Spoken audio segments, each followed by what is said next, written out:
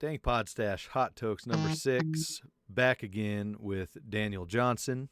What up? How's it going?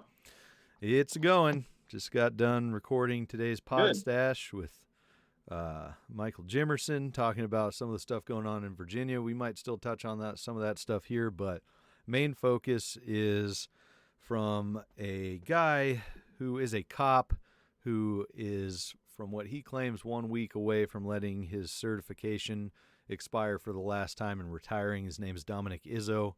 He says he's a political commentator and I don't know, gives advice to cops. He has a really pretentious, weird YouTube show, podcast thing. But the reason we're talking about this is because it's not the first time it's happened, but it's happened once again that the cops out and out say, give the people the war with cops they're asking for.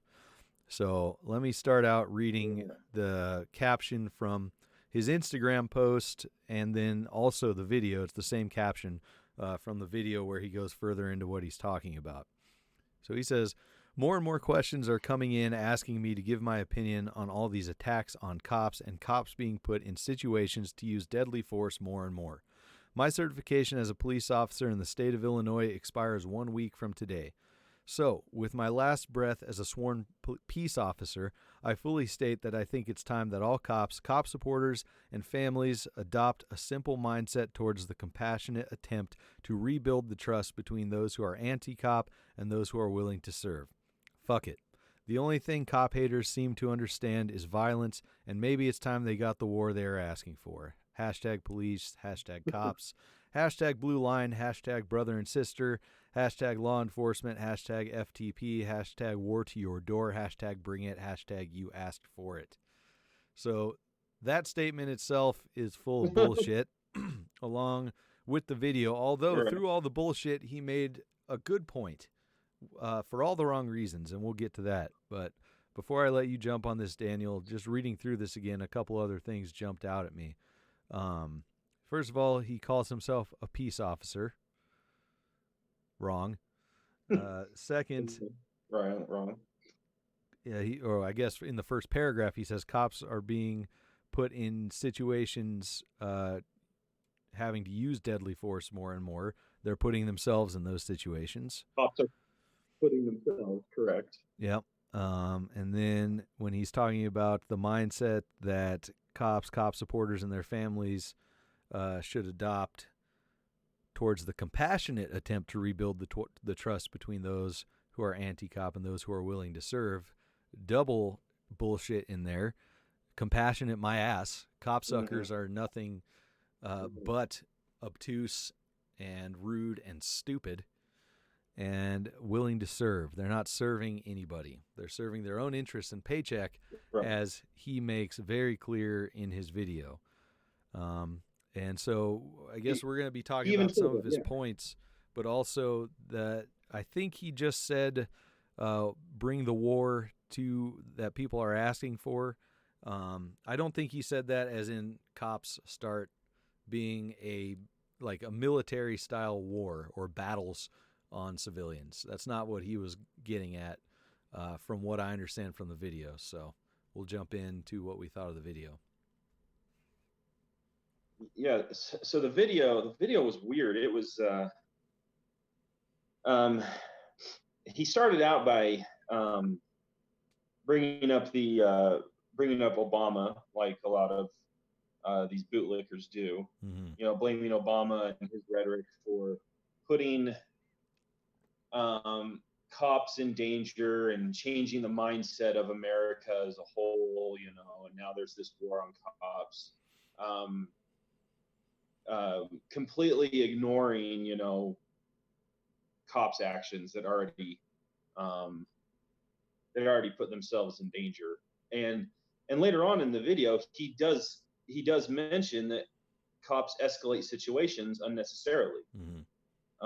So it's like I don't know where he was going with it. It seems like he's all over the place, but he so he starts out by blaming Obama for the danger that cops are in. The Not, supposed war on not, cops he puts at Obama's feet yeah. completely. And I say, there should be a war on cops because, But the fact they're is, there's cops. not. There's a lot of, rightfully so, bad attitudes towards cops, and there's not a Right. war on cops. If anything, there's a war on people that are not cops by cops, especially Exactly. people who are poor in any form. Right. Right. I agree. He keeps mentioning the war on cops, and then he later on in his video he talks about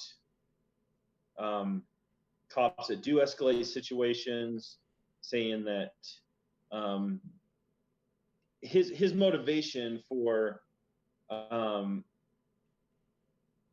for not wanting police to, he says, I don't, he talks about how he doesn't want police to arrest people for drugs if they're not hurting anyone, if they're just have a seatbelt violation, just these little things, and things that we've been saying. But his motivation is because he's all sad that the mayors and the states and all these people don't have the cops' backs.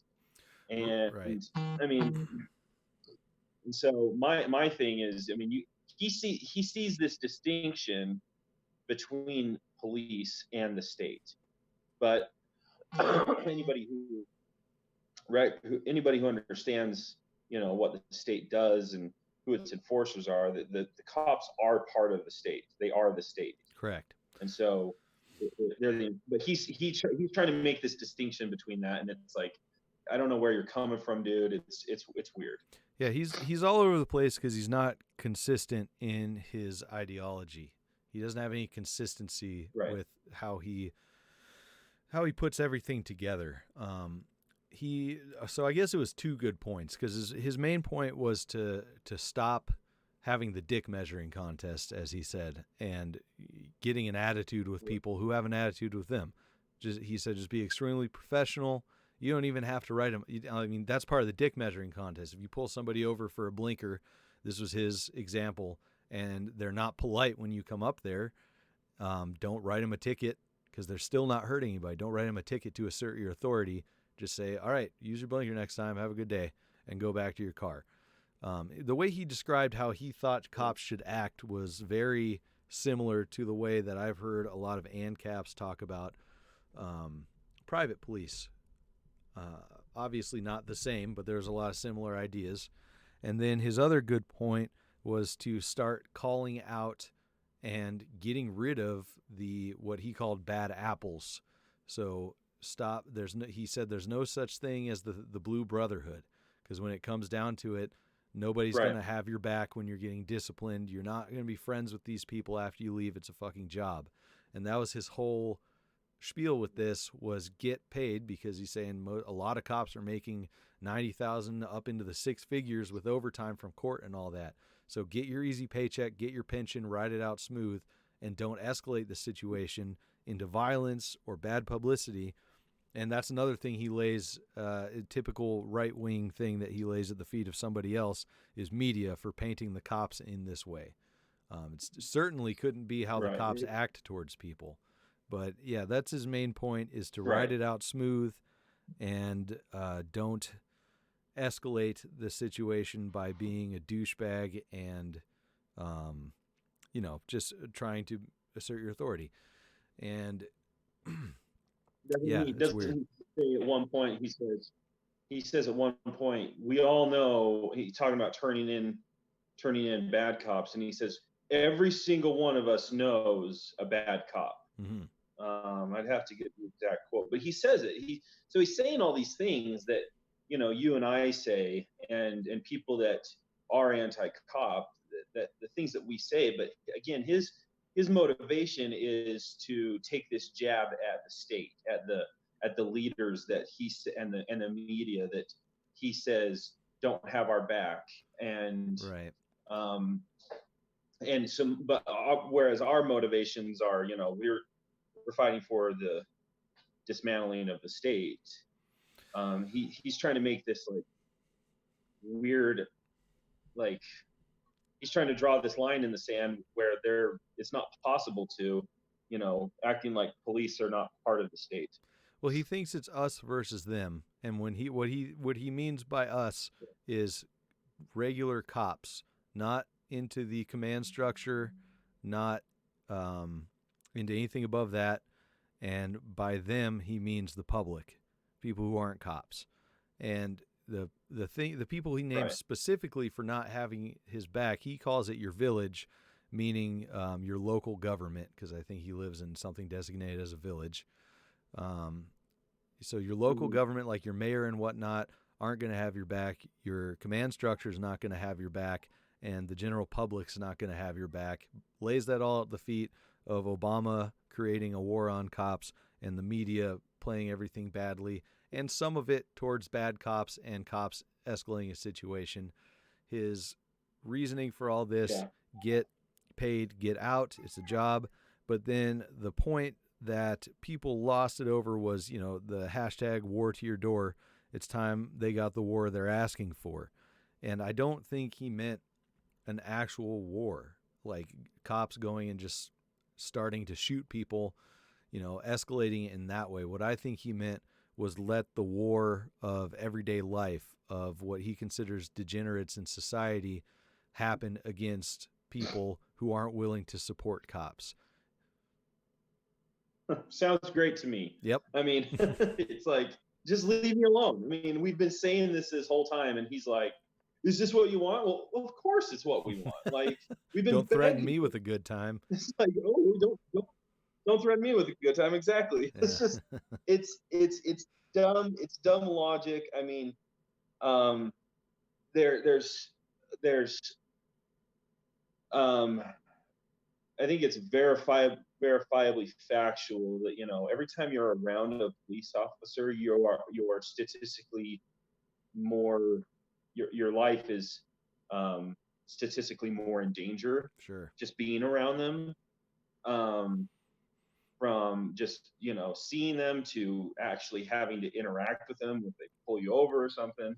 But like, if he thinks that there's just going to be this, I mean, again, so it sounds like he has it in his mind that we're all just going to kill each other, and it's like, dude, no, like, if you just left us alone, we'd be fine. I mean, there would still be problems. Will people still rape and murder and steal? Yes, but we're not going to now have an enforcement arm of the state to dictate their version of morality to us. Right. Which makes things worse already. But, and he wants the dictation of that morality to be more violent than it is now. He was talking about use of force in situations where he thought it was necessary, the situations where he thought police should intervene, specifically catching an extreme DUI, like pull someone over for extreme DUI and they resist. He said, fucking break their arm to get him into cuffs. You're justified doing that. You got a wife beater out there. You go in, you crack his fucking head on the table and arrest him and whatever. And then he was talking about, I can't remember where it was, maybe New Mexico, I can't remember, but there was a guy who fired at a female police officer and it either missed or got her vest. He didn't know, and I don't know. And then she dumped 15 rounds into the guy in the car. And he said, and that was great, but it should have been more. It should have been worse. And that's also the problem with his mindset with the us versus them, the regular cops versus everybody else, is he's stuck in that thinking it's okay that cops are judge, jury, and executioner. Right. He believes that, I mean, he still believes in this existence of cops, whereas you and I do not. And I see, and I think we've talked about, you and I have talked about this before, where any action taken against police right now, based on what they are and what they currently do, would be justifiable force. It's not tactically sound because we don't want to die. But if the guy that shoots at police for when he gets pulled over, sorry, he's justified. I mean, you can't just stop someone and begin your extortion process. So they act like road pirates, but they don't see it like that. Neither does this guy. And he went into it about how the media, again, he was painting the media as such a bad thing. I don't like the media either, but he was painting the media as a bad thing. He's saying, they only report one side. They won't report. They'll report that the cop shot a guy, but they won't report that the guy fired at us first. And I'm like, well, you have to understand. Well, if you pulled the guy over or something like that, yeah, he was justified. Sorry. Mm-hmm. Which isn't a mainstream opinion by any means. So I'm not surprised that he wouldn't think that. But yeah, he actually did use that old trope, pretty much. What about the rest of the video? When he was saying that, what happened in the rest of the video? So yeah, I don't know. I'm surprised he didn't say. What about black on black crime? He did go into that a little bit, and he says he has other videos about that. Yeah, and he looks like who does he look like, Daniel? You were saying this multiple times. So he looks like Guy Fieri. Yeah, silver-haired Guy Fieri. He looks like Guy Fieri. He looks like he looks like he takes the bite of a mac and cheeseburger and says, "This is money." Yeah. Well, it's an interesting video. I thought it was going to be just another piece of shit cop video, but I was surprised at how close he was to having good ideas. And I've heard from multiple people after commenting on this that he has good points quite often. In anti-cop groups even, I heard this, which is surprising to me. I'm interested to see more. It doesn't really give me a lot of hope. Like, we talk about how it's probably more likely that for military to disobey any orders against citizens, like gun confiscation, stuff like that, they won't turn on people, but cops definitely will. It gives me a little hope in that direction, right, but not really any, because like I said, he still has the us versus them idea firmly in his head. He thinks they're the shepherds of society, pretty much, which is what he's basing this whole thing on. It reminds me of that, what is that plaque, is like, as for me and my house, we will serve the thin blue line, or something like that. Have you seen that one? Yeah. I bet he has that. I'm like, oh my God. Ugh. Yeah. No, but I want to throw up.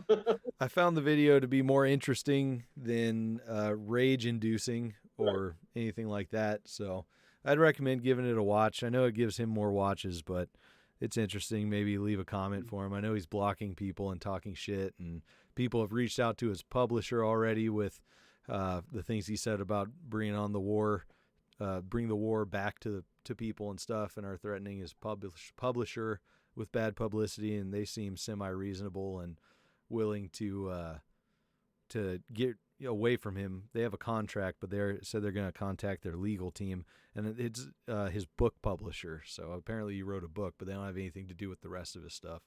And this all happened way after he wrote a book. So is it a coloring book or what? Yeah, I don't know.